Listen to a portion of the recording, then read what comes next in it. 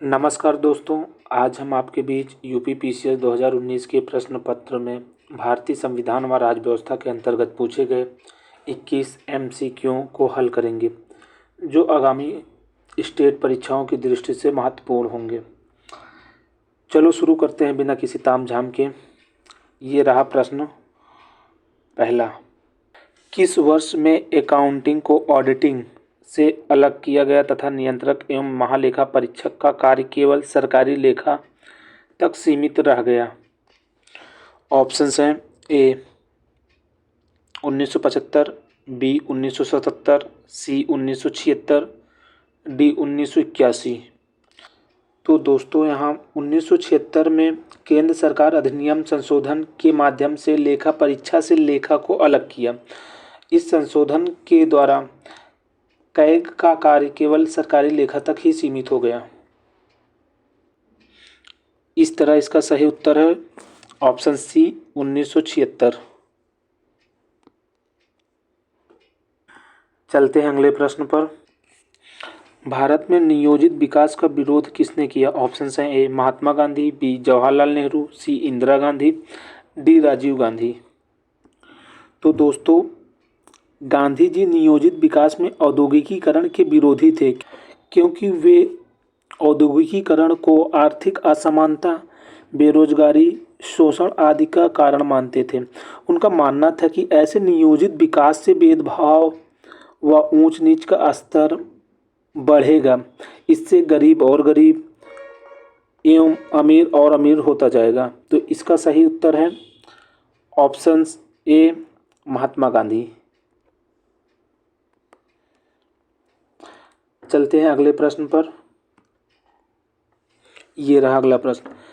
नीचे दो कथन दिए गए हैं, जिनमें एक को कथन ए तथा दूसरे को कारण आर कहा गया है। कथन: भारतीय संविधान का अनुच्छेद 30 अल्पसंख्यक वर्ग शब्द को परिभाषित नहीं करता है।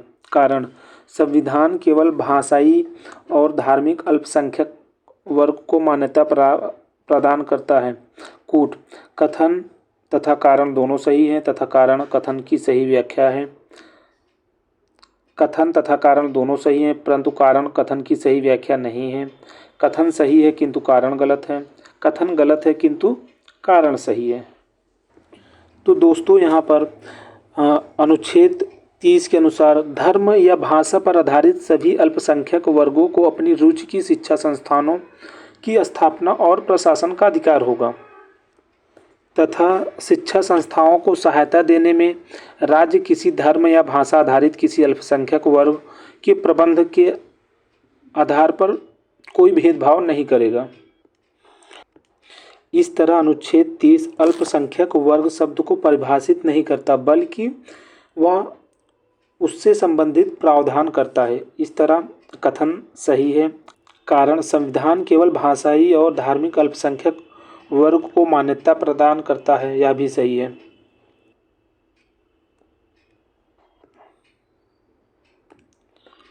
अतः विकल्प में दिए गए कथन और कारण दोनों सही है, परंतु आर ए की सही व्याख्या नहीं करता। इस तरह बी सही उत्तर है हमारा। चलते हैं अगले प्रश्न पर। भारतीय संघात्मक व्यवस्था के संदर्भ में निम्नलिखित में से कौन सा कथन सही है? पहला, भारतीय संविधान के अंतर्गत राज्यों को संघ से अलग होने का अधिकार नहीं है। दूसरा, अलग होने की मात्र वकालत करने पर अभिव्यक्ति की स्वतंत्रता की सुरक्षा मिलेगी। नीचे दिए हुए कूटों में से सही उत्तर का चुनाव कीजिए। ऑप्शन हैं ए केवल एक, बी केवल दो, सी एक और दो दोनों, डी न तो एक और न ही दो। तो दोस्तों यहाँ पर भारत को विनाशी राज्यों का विनाशी संघ कहा गया, जिसका मतलब है कि राज्यों को संघ से अलग होने का कोई अधिकार नहीं है। इस तरह कथन एक सही है, लेकिन कथन दो, अलग होने की मात्र वकालत करने पर अभिव्यक्ति की स्वतंत्रता की सुरक्षा मिलेगी, यह गलत है। तो हमारा सही उत्तर होगा ऑप्शन ए केवल एक। चलते हैं अगले प्रश्न पर। निम्नलिखित में से कौन सा सुमेलित नहीं है? ऑप्शन हैं सार्वजनिक स्वास्थ्य एवं स्वच्छता राज्य सूची, बी जनगणना संघ सूची, सी राज्यसभा में सीटों का बंटवारा, द्वितीय अनुसूची। डी दल बदल विरोध, 10वीं अनुसूची। दोस्तों हम सभी जानते हैं कि सार्वजनिक स्वास्थ्य एवं स्वच्छता राज्य सूची का विषय है, जनगणना संघ सूची का विषय है, जबकि राज्यसभा में सीटों का बंटवारा या द्वितीय अनुसूची का नहीं बल्कि चतुर्थ अनुसूची का विषय है। दल विरोध अधिनियम 10वीं अनुसूची में है। तो इस तरह यहाँ पे हमारा सही उत्तर होगा सी। चलते हैं अगले प्रश्न पर। भारत के संविधान की 11वीं अनुसूची में कितने विषय हैं? ऑप्शन है ए 22, बी 24, सी 29, डी 32। तो दोस्तों भारतीय संविधान की 11वीं अनुसूची का संबंध पंचायत से है। इस अनुसूची को 73वें संविधान संशोधन अधिनियम 1992 द्वारा जोड़ा गया। तो यहाँ पे सही उत्तर हमारा होगा ऑप्शन सी 29 विषय। चलते हैं अगले प्रश्न पर। प्रधानमंत्री कार्यालय के संबंध में निम्नलिखित में से कौन सा कथन सत्य है? फर्स्ट, यह 1977 में अस्तित्व में आया। सेकेंड, इसका प्रधान कैबिनेट सचिव होता है। नीचे दिए गए कूट से सही उत्तर चुनिए। कूट ऑप्शन है ए केवल 2, बी 1 और 2 दोनों, सी केवल 1, डी न तो 1 और न ही 2। तो दोस्तों प्रधानमंत्री सचिवालय वर्ष 1947 में गवर्नर जनरल के सचिव की जगह अस्तित्व में आया। जून 1977 तक इस कार्यालय का नाम प्रधानमंत्री सचिवालय ही था, लेकिन 1977 में मोरारजी जी की सरकार आती है। वह अपने कार्यकाल में इसका नाम बदलकर प्रधानमंत्री कार्यालय कर देते हैं। पीएमओ का प्रधान कैबिनेट सचिव न होकर राजनीतिक प्रमुख प्रधानमंत्री और प्रशासनिक प्रमुख प्रधान सचिव होता है। इस तरह यहाँ सही उत्तर है ऑप्शन सी केवल 1। चलते हैं अगले प्रश्न पर। भारतीय संविधान की 6ठी अनुसूची के प्रावधान निम्नलिखित में से किस राज्य में लागू होते हैं? ऑप्शन हैं ए त्रिपुरा, बी सिक्किम, सी नागालैंड, डी उपर्युक्त सभी। तो दोस्तों जैसा कि आप सभी जानते हैं 6ठी अनुसूची में असम, त्रिपुरा, मेघालय, मिजोरम राज्यों के जनजातीय क्षेत्रों के प्रशासन के बारे में उपबंध किया गया है। तो इसका सही उत्तर है ऑप्शन ए त्रिपुरा। दोस्तों हम 6ठी अनुसूची में सम्मिलित राज्यों को ATM स्क्वायर से भी याद कर सकते हैं। ATM स्क्वायर, जहाँ पर A Assam, T Tripura, M Meghalaya and Mizoram. तो चलते हैं अगले प्रश्न पर। निम्नांकित में से कौन सा सुमेलित नहीं है? ऑप्शंस हैं ए बंदी प्रत्यक्षीकरण, to have the body of, B परमादेश, बी कमांड, सी प्रतिषेध, टू बी सर्टिफाइड, डी अधिकार परीक्षा, बाई व्हाट अथॉरिटी। तो दोस्तों हम सभी जानते हैं कि भारतीय संविधान के अनुच्छेद 32 के तहत संवैधानिक उपचारों का अधिकार दिया गया है, जहां पर संविधान के अनुच्छेद 32 के तहत सर्वोच्च न्यायालय व अनुच्छेद 226 के तहत उच्च न्यायालय किसी व्यक्ति के मूल अधिकारों के उल्लंघन पर 5 प्रकार की रिट जारी कर सकता है।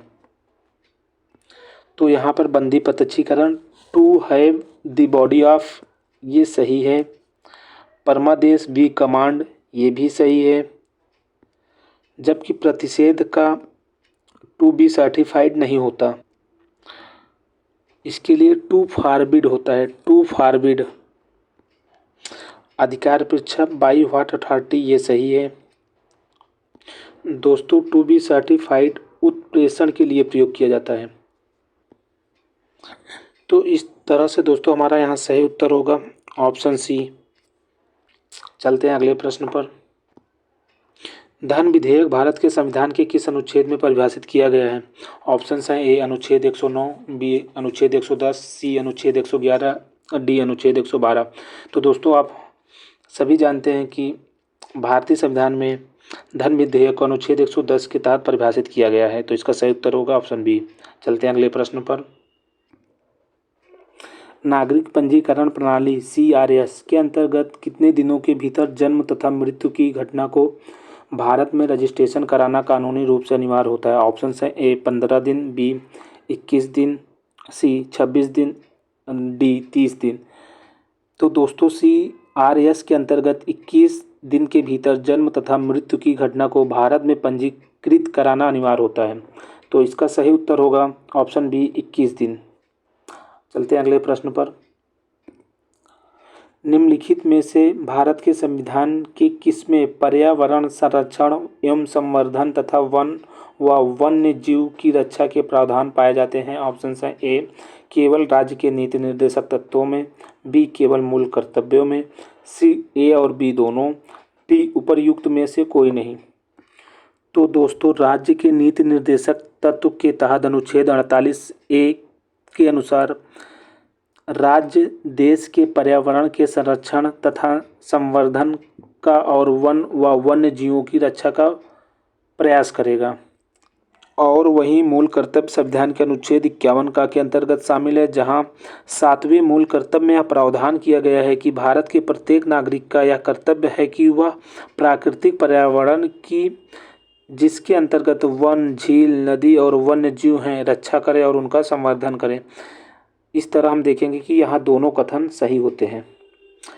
तो सही उत्तर है ऑप्शन सी ए और बी दोनों। चलते हैं अगले प्रश्न पर। पंचायतों के संदर्भ में निम्नलिखित में से कौन सा से कथन सही हैं? एक 50% सीटें अनुसूचित जाति अनुसूचित जनजाति की महिलाओं के लिए आरक्षित होंगी। दूसरा, ग्राम सभा एक निकाय है जिसमें गांव के रहने वाले सभी लोग होते हैं। तीसरा, मध्यवर्ती स्तर पर एक पंचायत होगी। नीचे दिए गए कूट का प्रयोग करते हुए सही उत्तर लिखिए। कूट ऑप्शन है एक केवल एक, बी 2 और 3, सी 1 और 2 दोनों, डी केवल 3। तो दोस्तों पंचायत में आरक्षण संबंधी जो प्रावधान है, अनुसूचित जाति अनुसूचित जनजाति की महिलाओं के लिए प्रत्येक पंचायत क्षेत्र में कम से कम 1/3 स्थान आरक्षित हैं। राज्य विधानमंडल चाहे तो इस संख्या को बढ़ा सकता है लेकिन कम नहीं कर सकता। इस तरह कथन एक गलत है। दोस्तों ग्राम सभा कोई निर्वाचित निकाय न होकर राज्यपाल द्वारा अधिसूचित गांव या गांवों का समूह होता है जिसके अंतर्गत वे सभी सदस्य आ जाते हैं जो वहां की मतदाता सूची में शामिल होते हैं। इस तरह कथन 2 भी गलत है। तो कथन 3 पर चलते हैं। मध्यवर्ती स्तर पर एक पंचायत होगी। तो दोस्तों अनुच्छेद 243 ख में पंचायतों के 3 स्तरों की बात की गई है, ग्राम स्तर पर, मध्यवर्ती स्तर पर, जिला स्तर पर। तो इस तरह कथन 3 सही है और हमारा सही उत्तर होगा ऑप्शन डी केवल 3। चलते हैं अगले प्रश्न पर। मजदूर किसान शक्ति संगठन नामक सामाजिक आंदोलन भारत में निम्नलिखित में से किससे संबंधित है? ऑप्शंस हैं ए RTE अधिनियम, बी RTI अधिनियम, सी मनरेगा, डी राष्ट्रीय स्वास्थ्य मिशन। दोस्तों मजदूर किसान शक्ति संगठन को विशेष रूप से सूचना के अधिकार के लिए संघर्ष व जन आंदोलन के लिए जाना जाता है, जिसकी स्थापना 1987 में की गई थी। इसके कार्यकर्ता के रूप में अरुणा राय का नाम उल्लेखनीय है। तो हमारा सही उत्तर होगा ऑप्शन बी RTI अधिनियम। चलते हैं अगले प्रश्न पर। किसने कहा भारत एक अर्धसंघात्मक राज्य है? ऑप्शन है A lord Bryce, B Ivor Jennings, C H.J. Laski, D K C Wheare. तो दोस्तों भारत को एक अर्धसंघात्मक राज्य केसी वेयर ने कहा। तो इसका सही उत्तर होगा डी केसी वेयर। चलते हैं अगले प्रश्न पर। निम्नलिखित घटनाओं को कालानुक्रम में व्यवस्थित कीजिए और नीचे दिए कूटों में से सही उत्तर चुनिए। फर्स्ट, महाराजा हरि सिंह ने विलय पत्र पर हस्ताक्षर किए। सेकेंड, भारत का संविधान लागू हुआ। थर्ड, जम्मू कश्मीर की प्रभुसत्ता संपन्न संविधान सभा ने भारत में विलय को अनुमोदित किया। फोर्थ, जम्मू तथा कश्मीर राज्य का नया संविधान लागू हुआ। तो दोस्तों इसके लिए हमें पहले सबकी तिथि देखनी पड़ेगी। महाराजा हरि सिंह ने विलय पत्र पर 26 अक्टूबर 1947 को हस्ताक्षर किए। भारत का संविधान लागू हुआ 26 जनवरी 1950 को। जम्मू कश्मीर की प्रभुसत्ता संपन्न संविधान सभा ने भारत में विलय को अनुमोदित किया था 11 नवंबर 1957 को। जम्मू तथा कश्मीर राज्य का नया संविधान लागू हुआ 26 नवंबर 1957 को। तो दोस्तों इस तरह इसका सही कालक्रम होगा first, second, third, fourth. Option C सही है। चलते हैं अगले प्रश्न पर। नीचे दो कथन दिए गए हैं जिनमें एक को कथन ए तथा दूसरे को कारण आर कहा गया। कथन ए, केंद्रीय कानूनों का संवैधानिक वैधता के संबंध में भारत के सर्वोच्च न्यायालय की अनन्य अधिकारिता है। कारण, सर्वोच्च न्यायालय भारतीय संविधान का संरक्षक है। नीचे दिए कूटों में से सही उत्तर चुनिए। ए, कथन तथा कारण दोनों सही हैं तथा कारण कथन की सही व्याख्या है। बी, कथन तथा कारण दोनों सही हैं परंतु कारण कथन की सही व्याख्या नहीं है। सी, कथन सही है किंतु कारण गलत है। डी, कथन गलत है किंतु कारण सही है। तो दोस्तों अनुच्छेद 131 ए 42वें संविधान संशोधन 1976 द्वारा संविधान में जोड़ा गया, जिसके तहत केंद्रीय विधियों की संवैधानिक वैधता से संबंधित प्रश्नों के बारे में उच्चतम न्यायालय की अनन्य अधिकारिता के उपबंधों का उल्लेख किया गया, परंतु 43वें संविधान संशोधन 1977 की धारा 4 द्वारा इसे निरस्त कर दिया गया। अतः कथन ए गलत है। कारण, सर्वोच्च न्यायालय भारतीय संविधान का संरक्षक है, यह सही है। इस तरह इसका उत्तर ऑप्शन डी सही होगा। कथन ए गलत है किंतु कारण आर सही है। लेकिन उत्तर प्रदेश लोक सेवा आयोग द्वारा जारी उत्तर कुंजी में इस प्रश्न का उत्तर विकल्प ए को माना गया है। चलते हैं अगले प्रश्न पर। भारत में राष्ट्रीय पंचायती राज दिवस मनाया जाता है। ऑप्शन है 26 जनवरी को, बी 2 अक्टूबर को, सी 21 अप्रैल को, डी 24 अप्रैल को।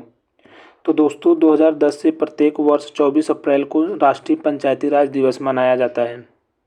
24 अप्रैल को ही यह दिवस इसलिए मनाया जाता है क्योंकि इसी दिन 73वें संविधान संशोधन अधिनियम 1992 लागू हुआ था। अतः इसका सही उत्तर होगा 24 अप्रैल। चलते हैं अगले प्रश्न पर। 42वें संविधान संशोधन द्वारा किस अनुच्छेद के माध्यम से श्रमिकों की प्रबंधन में भागीदारी सुनिश्चित की गई। ऑप्शन है ए अनुच्छेद 38, बी अनुच्छेद 39 से, सी अनुच्छेद 45, डी अनुच्छेद 43 से। तो दोस्तों अनुच्छेद 43 ए के माध्यम से श्रमिकों की प्रबंधन में भागीदारी सुनिश्चित की गई। अतः इसका सही उत्तर होगा ऑप्शन डी। अनुच्छेद 38 का संबंध राज्य लोक कल्याण की अभिवृद्धि के लिए सामाजिक व्यवस्था बनाए रखना। अनुच्छेद 39 से निःशुल्क कानूनी सहायता उपलब्ध कराना। अनुच्छेद 45 का संबंध 6 वर्ष से कम आयु के बच्चों को शिक्षा तथा उसकी देखभाल करना। चलते हैं अगले प्रश्न पर। संविधान की प्रस्तावना का विधिक स्वरूप क्या है। ऑप्शन है ए यह लागू किया जा सकता है, बी यह लागू नहीं किया जा सकता है, सी विशेष परिस्थितियों में लागू किया जा सकता है, डी उपर्युक्त में से कोई नहीं। तो दोस्तों 1960 बेरूबारी केस में कहा गया कि संविधान प्रस्तावना संविधान का अंग नहीं है, अतः यह गैर न्यायिक है। लेकिन 1973 में केशवानंद भारती बनाम केरल राज्य वाद में सर्वोच्च न्यायालय द्वारा अपने पूर्व के निर्णयों को पलटते हुए कहा गया कि प्रस्तावना संविधान का अभिन्न अंग है, लेकिन प्रस्तावना या उसके किसी भाग को विधिक रूप से न्यायालय द्वारा लागू नहीं कराया जा सकता। अतः इसका सही उत्तर होगा ऑप्शन बी, यह लागू नहीं किया जा सकता। चलते हैं अगले प्रश्न पर। भारतीय संविधान के अनुच्छेद 162 के शीर्षक के संबंध में निम्नलिखित में से कौन सा सही है। ऑप्शन है ए राज्य की कार्यपालिका शक्ति, बी राज्यपाल के कार्यालय के लिए शर्तें, सी राज्यपाल की पदावधि, डी राज्य की कार्यपालिका शक्ति का विस्तार। तो दोस्तों अनुच्छेद 162 का संबंध राज्य की कार्यपालिका शक्ति के विस्तार से, अर्थात इसका सही उत्तर होगा ऑप्शन डी राज्य की कार्यपालिका शक्ति का विस्तार। तो वही राज्य की कार्यपालिका शक्ति का संबंध आर्टिकल 154, आर्टिकल 154 ए राज्य के कार्यालय के लिए शर्तों का संबंध। आर्टिकल 158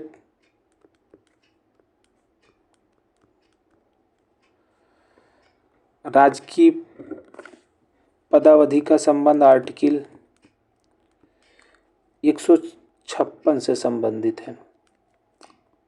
तो दोस्तों 21 प्रश्नों की यह श्रृंखला समाप्त हुई। आप सभी का वीडियो देखने के लिए बहुत बहुत धन्यवाद।